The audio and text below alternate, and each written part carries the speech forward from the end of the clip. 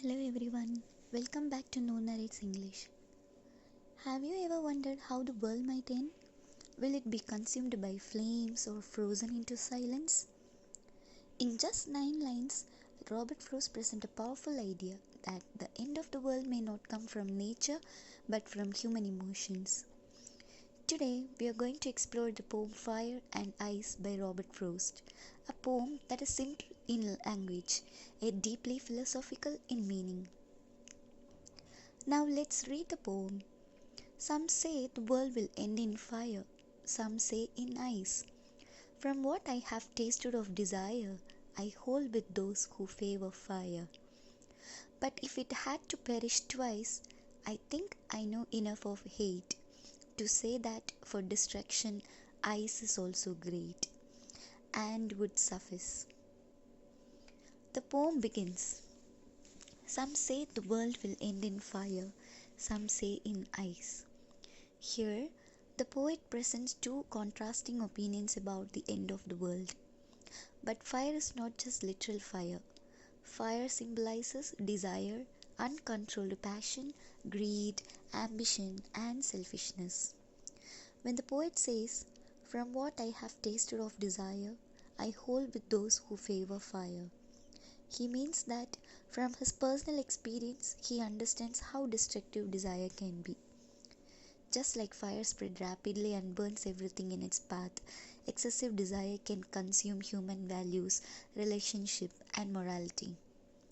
If human beings allow greed and ambition to grow beyond control, society itself can collapse.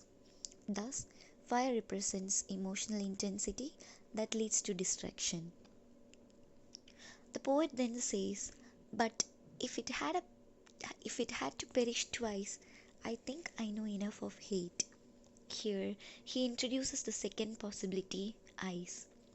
Ice symbolizes hatred, coldness, and indifference. Unlike fire, hatred does not burn loudly, it freezes silently. It creates emotional distance, it destroys compassion and empathy. When the poet concludes, "For destruction, ice is also great and would suffice," he means that hatred is equally powerful to destroy the world. If desire burns the world with intensity, hatred freezes it with cruelty. Both lead to the same result, destruction. Now, the central theme of the poem is the destructive part of extreme human emotions. Robert Frost suggests that the real threat to the world is not natural disasters but human nature. Uncontrolled desire and deep hatred can both destroy humanity. The poem teaches a moral lesson. Emotional balance is necessary for survival. Although the poem discusses the end of the world, it is symbolic rather than scientific. Fire and ice represent opposite emotional states. Fire, it's meant for passion, desire, and greed, whereas ice, it's meant for hatred, indifference, and coldness. The poem highlights that both excess passion and emotional coldness are dangerous. Another striking feature is the simplicity of language. Frost uses common words, but the meaning is profound. The short length of the poem contrasts with the vast concept of global destruction, making the message more impactful. The poet does not directly preach. Instead, he calmly presents two possibilities and allows readers to reflect. The tone of the poem is thoughtful, serious, and slightly ironic. Ultimately, the poem reflects the human condition. Our emotions have the power to create or destroy. Now let us move to the poetic devices. Rhyming scheme: A B A A B C B C B. The structured rhyming pattern creates rhythm and balance.